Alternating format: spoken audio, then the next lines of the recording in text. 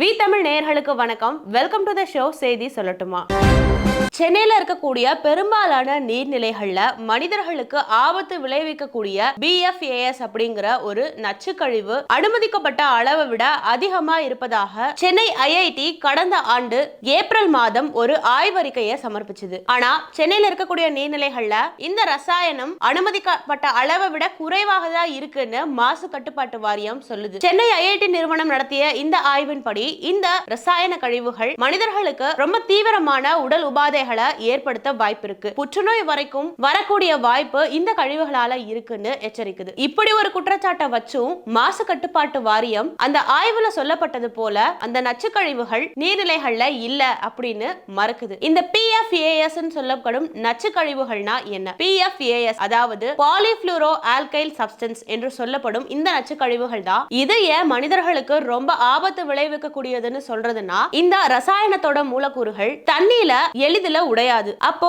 இந்த chemical forever chemicals, அதாவது நிரந்தரமான ரசாயனங்கள் அப்படின்னு சொல்லப்படுது. இதுல கவனிக்கத்தக்க ஒரு விஷயம் என்னன்னா, இந்த ஃபாரெவர் கெமிக்கல்ஸ் சொல்லப்படும் PFAS ரசாயனங்கள் தண்ணீர்ல அழியாதுன்னு போது தண்ணீர்ல இது எந்த அளவு இருக்கலாம், எந்த அளவு இருந்தா அது ஆபத்து இல்லைன்னு தர நிர்ணய அளவீடு பண்றது இந்தியாவிலேயே இல்லையா. அதற்கான நிர்ணய அளவா அமெரிக்காவோ இல்ல உலக சுகாதார மையமோ என்ன நிர்ணயிக்குதோ அதை தான் இந்தியாவும் கடைபிடிக்கணும். இந்த ஃபாரெவர் கெமிக்கல்ஸ் சொல்லப்படும் PFAS ரசாயனங்கள் வீட்டுல நம்ம அன்றாடம் உபயோகப்படுத்தக்கூடிய பொருட்களோட தயாரிப்பிலேயே இருக்கு. உதாரணத்துக்கு நான்ஸ்டிக் தவாலாம் யூஸ் பண்ணுவோம், அதுல இந்த ஃபாரெவர் கெமிக்கல் இருக்கு, அதுல இந்த PFAS கெமிக்கல் இருக்கு. அது மட்டும் இல்லாம வீட்டுல சுத்தம் செய்யக்கூடியதுக்காக சில பொருட்கள் யூஸ் பண்ணுவோம், அந்த பொருட்கள்ல இந்த ரசாயனம் இருக்கிறதா சொல்றாங்க. மேலும் வாகனங்கள், ரெயின்கோட்கள், உணவு பேக் பண்றதுக்காக உபயோகிக்கிற பொருட்கள், இது எல்லாத்துலயுமே இந்த ரசாயனம் கலக்கப்படுவதாகவும் சொல்றாங்க. இந்த ரசாயனங்கள் கழிவு நீர் வழியாகவும் திடக்கழிவாகவும் நீர்நிலைகள்ல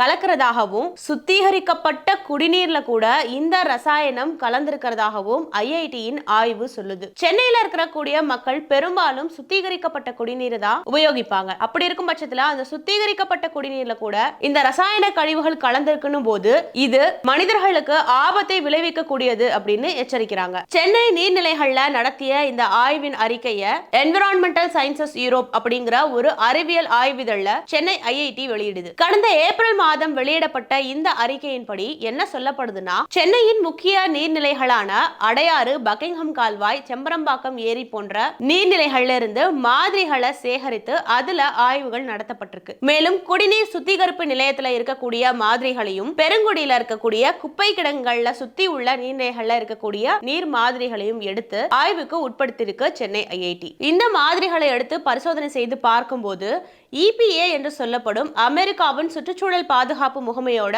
அறிவுறுத்தல் படி எந்த அளவு PFAS ரசாயனம் ஒரு பொருள்ல இருக்கலாம் அப்படின்னு பார்க்கும்போது அனுமதிக்கப்பட்ட அளவை விட சென்னையில இருக்கக்கூடிய இந்த நீர்நிலைகள்ல எடுக்கப்பட்ட மாதிரிகள்ல அந்த PFAS ரசாயனம் இருப்பது தெரிய வந்திருக்கு. இந்த ரசாயனங்கள் நீர்ல இருக்கும்போது அந்த நீரை மக்கள் பயன்படுத்தும் போது அதனால வரக்கூடிய உடல் ரீதியான பாதிப்புகள் என்னவா இருக்கும்னா, சருமம் தொடர்பான நோய்கள் நிறைய வரதுக்கான வாய்ப்பு இருப்பதாக மருத்துவர்கள் சொல்றாங்க. குறிப்பா நீர்நிலைகளுக்கு அருகில் வசிக்கக்கூடிய மக்களுக்கு சரும பாதிப்புகள் ரொம்ப அதிகமாவே ஏற்படும்னு சொல்லப்படுது. அது மட்டும் இல்லாம பிரான்சிட்டிஸ், சளி, இருமல் போன்ற உடல் உபாதைகளும் தொடர்ச்சியா வரதுக்கான வாய்ப்புகள் இருக்கு. எந்த ஒரு ரசாயனமா இருந்தாலும் அதை நீண்ட காலத்துக்கு நம்ம அதை சுவாசிக்கும் போது புற்றுநோய் வரைக்கும் கொண்டு போய் விடுறதுக்கான வாய்ப்புகள் இருக்கு. அப்போ இந்த ரசாயனத்தை வெகு நாட்களா மக்கள் உட்கொள்ற தண்ணீர்ல இருக்குன்னும் போது புற்றுநோய் வருவதற்கான அபாயம் இருப்பதாக மருத்துவர்கள் எச்சரிக்கிறாங்க. குறிப்பா பெண்களுக்கு PCOD, ஹார்மோனல் இம்பேலன்ஸ் போன்ற கருவுறுதல் சார்ந்த பிரச்சனைகள் வரதுக்கும்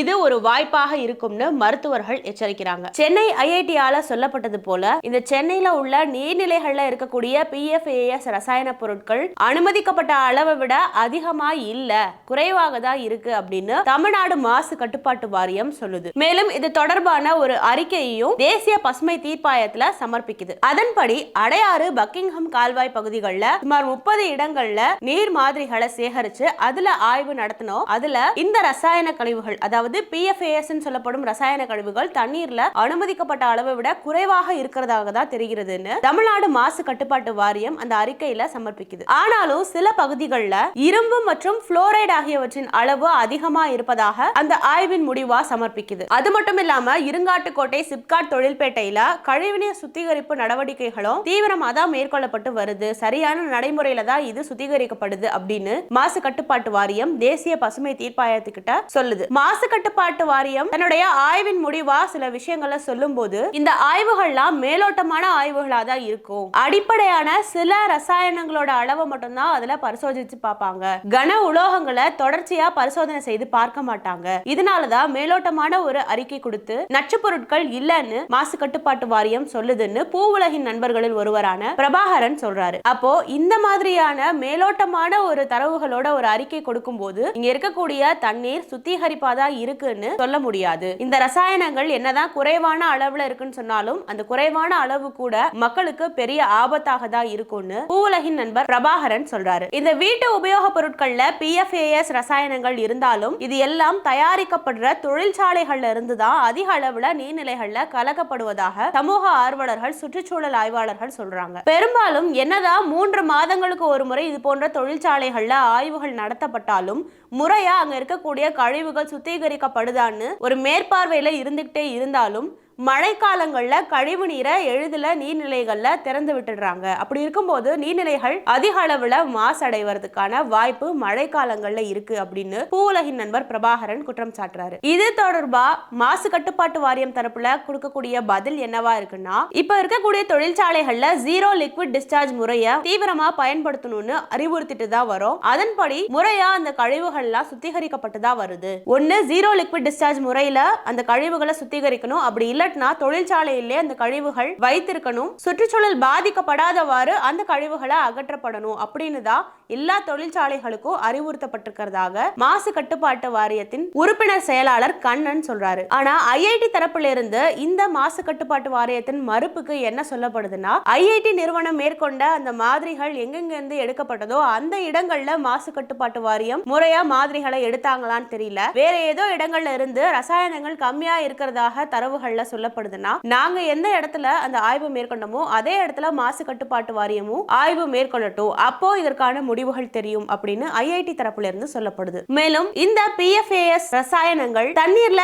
இருக்கிறதுக்கான முறையான தர நிர்ணய அளவீடு இந்தியாவிலேயே இல்லன்னும் போது அதி உயர் ரக உபகரணங்கள் இந்த ஆய்வுக்காக மேற்கொள்ளப்பட்டதான்னு சந்தேகமா இருக்கு. மாசு கட்டுப்பாட்டு வாரியம் இது போன்ற உபகரணங்களை உபயோகிச்சாங்களா அப்படின்னு IIT தரப்புல இருந்து கேள்வி எழுப்பப்படுது. அதுக்கு மாசு கட்டுப்பாட்டு வாரிய அதிகாரி கண்ணன் என்ன சொல்றாருன்னா, IITல சொல்லப்படுவது போல அதி உயர் ரக உபகரணங்கள் வச்சுதான் இந்த ஆய்வுகள் மேற்கொள்ளப்படுது. ஒரு சில இடங்கள்ல அந்த ரசாயனங்களோட அளவு நிர்ணயம்ன்றது வேறுபடும். அதை வச்சு பொதுவா இந்த ரசாயனங்கள் தண்ணீர்ல கலந்து அதிகமா தான் இருக்குன்றத சொல்ல முடியாது. தமிழ்நாடு மாசு கட்டுப்பாட்டு வாரியத்தின் இந்த மறுப்புக்கு IIT தரப்புல இருந்து என்ன சொல்லப்படுதுன்னா, IIT நிறுவனம் ஆய்வு மேற்கொண்ட இடத்துல இருந்தெல்லாம் மாதிரிகள் எடுத்து மாசு கட்டுப்பாட்டு வாரியம் ஆய்வு மேற்கொண்டாங்களான்றது சந்தேகமா இருக்கு. நாங்க எங்க இருந்து எடுத்தோமோ அந்த இடத்துல இருந்து மாதிரிகளை எடுத்து ஆய்வு பண்ண சொல்லுங்க, அப்பதான் துல்லியமான தரவுகள் கிடைக்கும். அது மட்டும் இல்லாம இந்தியாவிலேயே இப்படியான ரசாயனங்களுக்கான தர நிர்ணய அளவீடு செய்ய முடியாதுன்ற போது அதி உயர் ரக கருவிகளை வச்சுதான் இந்த மாதிரிகள்ல இருக்கக்கூடிய அந்த PFAS ரசாயனத்தை அளவிட முடியும். மற்ற கருவிகள்லாம் வச்சு